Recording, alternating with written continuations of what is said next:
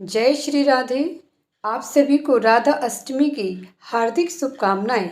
राधा अष्टमी का पावन पर्व हर साल भाद्रपद शुक्ल अष्टमी तिथि को मनाते हैं।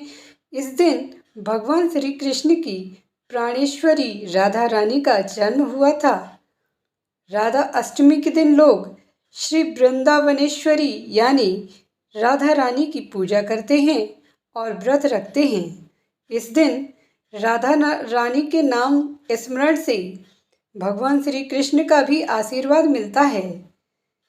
जिन पर श्री जी और भगवान श्री कृष्ण की कृपा हो जाती है, उसका जीवन धन्य हो जाता है। वह पाप मुक्त होकर परम गति को प्राप्त करता है। राधा अष्टमी पर पूजा के समय राधा अष्टमी व्रत कथा जरूर सुनना चाहिए। इस व्रत कथा को भगवान सदाशिव ने नारद जी को सुनाई थी, जिसमें राधा जी के जन्म कहानी और पूजा की विधि बताई गई है। बोलिए राधा रानी की जय। ब्रह्मा विवर्त पुराण में राधा रानी के जन्म की कथा का वर्णन मिलता है।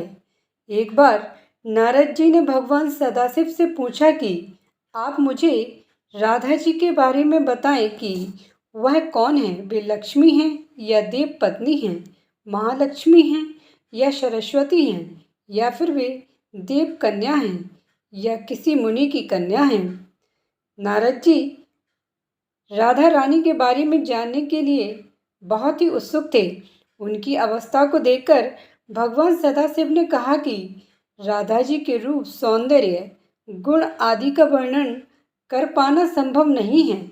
इस पूरे ब्रह्मांड में कोई भी ऐसा व्यक्ति नहीं है जो राधिका जी के रूप, लावण्य और गुणों का वर्णन कर सके।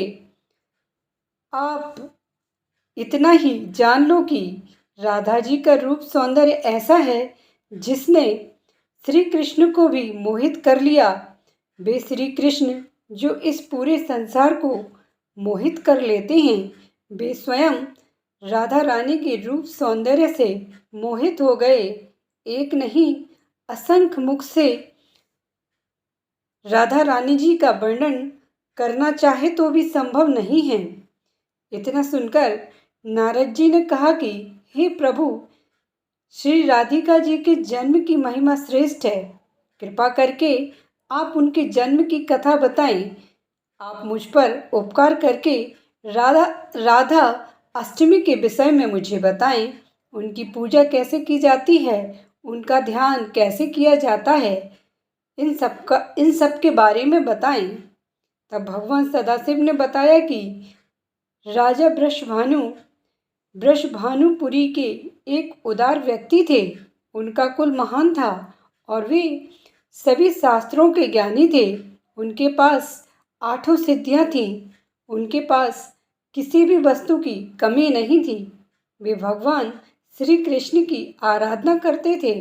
उनकी पत्नी का नाम श्री कीर्तिदा था। वे भी महान राजकुल में पैदा हुई थीं।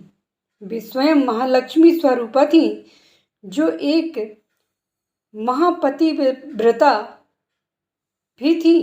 उनके ही गर्भ से राधिका जी भाद्रपद माह के शुक्ल पक्ष की अष्टमी को प्रकट हुई। भगवान सदाशिव ने नारद जी को जन्म कथा के बाद राधा अष्टमी की पूजा के बारे में बताया। राधा अष्टमी के दिन व्यक्ति को व्रत रखना चाहिए। राधा कृष्ण के मंदिर में एक सुंदर मंडप बनाएं, उसे ध्वजा, फूल और माला, नए वस्त्र, पताका, तोरण आदि से सजाएं। उस मंडप में 16 दल वाला कमल यंत्र बनाएं। उस पर भगवान श्री कृष्ण और राधा जी की मूर्ति को स्थापित करें। उनका मुख पश्चिम दिशा में रखें। उसके बाद उनका ध्यान करके पूजा सामग्री से विधि पूर्वक पूजा करें।